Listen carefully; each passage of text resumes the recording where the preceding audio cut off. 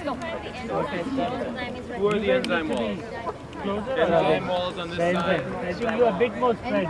Enzyme I wall. think the enzyme needs to be a bit more spread out so that we have Space between the enzymes. But enzymes do have an additional role. You're also the cell membrane. So if I'm wandering out here, you got to keep me in. And you all need to realize that you would wander out here, okay? Because you're just non-thinking particles inside of a cell. Okay? Here we go. And closing eyes and spin the bottle. I'd like to... And go. You get to be a bacteria, or you can be a virus. Yeah, it's cool. So it really helps you get inside the brain of the thing you're studying, even though you know it doesn't have a brain. But you can start to think like a molecule. That's like a cell. You can think like a virus. You can experience it, and then you can kind of know then what the limitations would be, what the opportunities are, what the possibilities are. Yeah.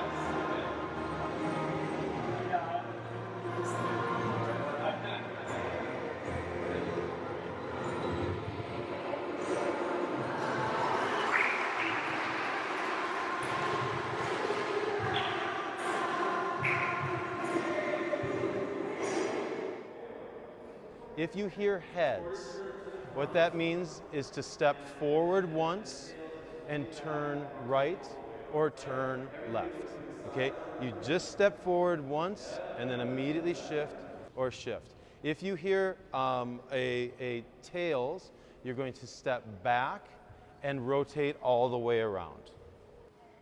It's been exciting for me to see the scientists come in and have it develop for them.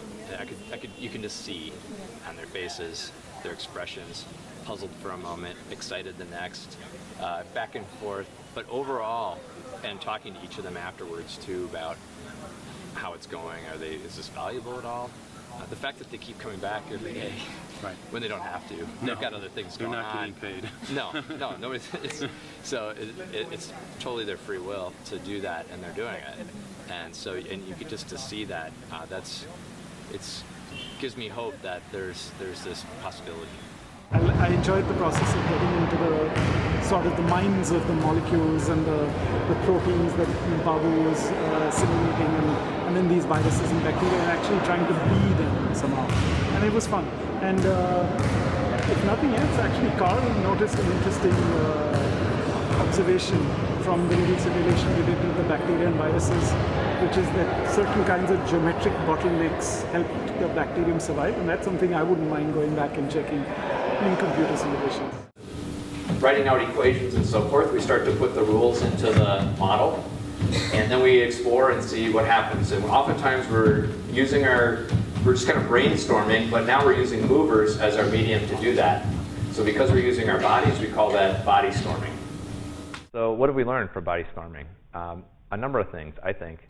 One is that we can use it for rapid prototyping. We can set up simulations, run them, and have them over within a minute or a few minutes. A second thing is it changes the way we start to approach science because it starts to integrate body and mind together.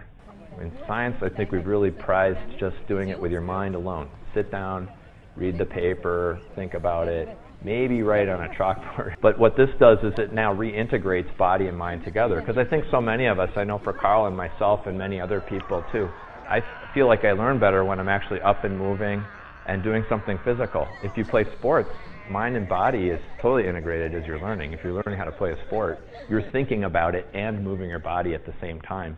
We can get both the insider and the outsider perspective. If you want to be a molecule in it, great. Go in there and be a molecule or a cell or whatever it is that we're simulating, or stand outside and watch. Something you can't really get if you're doing a computer simulation. You can't be an insider. You can only be an outsider.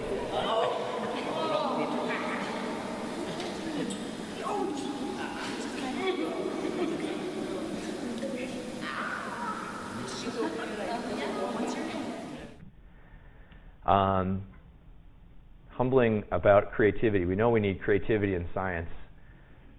Working with these guys makes me appreciate how much bigger the creative space is typically for artists than scientists.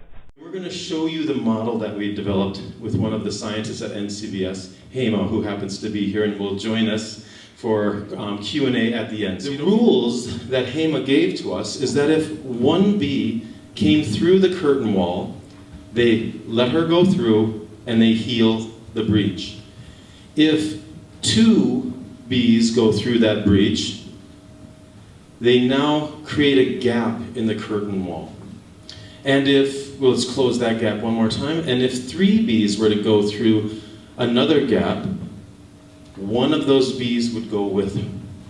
The question that we were looking at with Hema was this idea of, is this a random behavior or is it a non-random behavior in terms of how these gaps manifest themselves?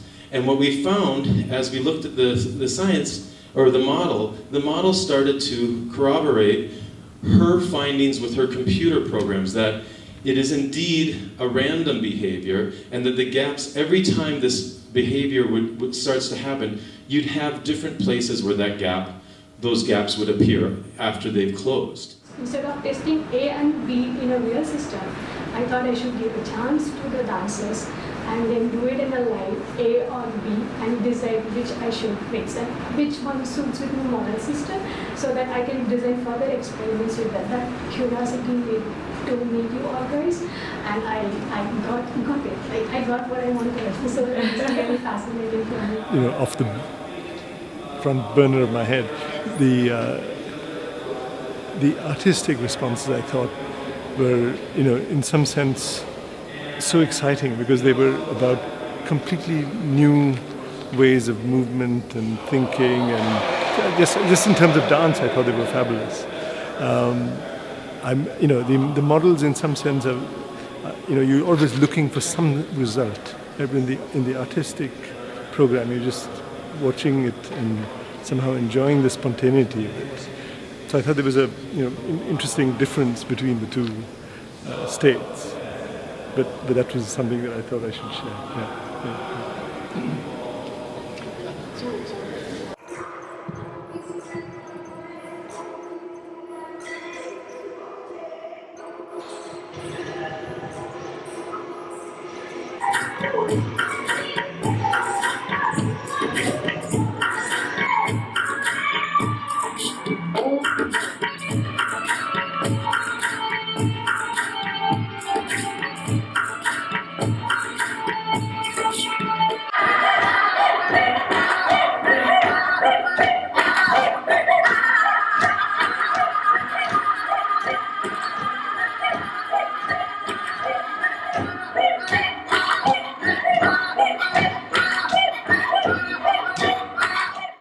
My movement choice can never be in the sphere behind her. I can project this way, but it always has to project forward in the 100. Actually, I couldn't go sideways. I have to go some way out. Yeah. Then basically it's the same species. So you're actually moving forward. Yes.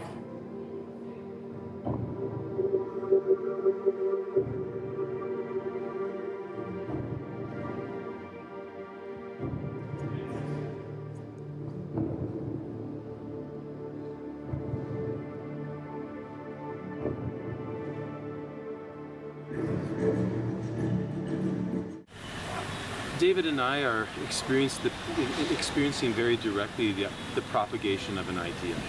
We had an idea that kind of came to the two of us 5-6 years ago. That idea bounced back and forth between us for 2 years, and then we brought in some other scientists, and that got some excitement going. And you've seen this steady but fairly slow momentum, you know, that brought us to the Marine Biological Laboratory in Woods Hole, Massachusetts. But I think because we haven't pushed the idea we want to capture this technique, we've let it evolve organically, it's kind of found its way to places where people who would be particularly interested in this have gravitated towards this. We now have many more people talking about this idea in excited ways and also, I think, rigorous ways. And that gives the potential for creating nodes. Now it feels as if this very delicate web might be starting to form. Valuing the interdisciplinarity of how we're going to flourish across multiple areas of human activity and endeavor, arts, engineering, technology, all these things. I think this is very exciting going forward.